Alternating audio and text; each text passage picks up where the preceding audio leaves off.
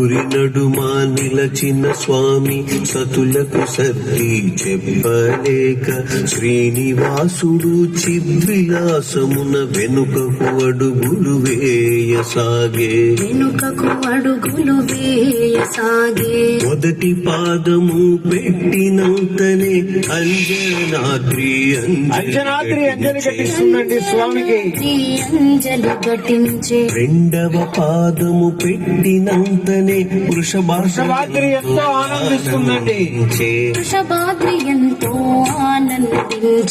మూడవ అడుగు వేసినంతనే నీలాద్రి స్వామి పాదాలు కడుగుతుందండి.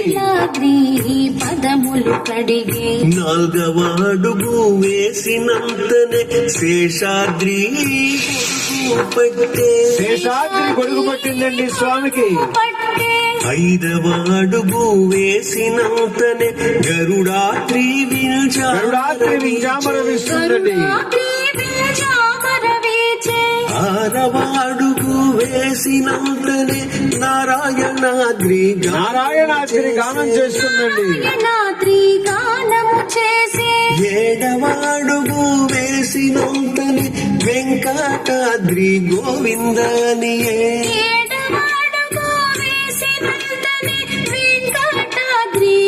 వెంకటాద్రి గోవింద గోవింద అంటూ గోవింద నామం చేస్తుందండి.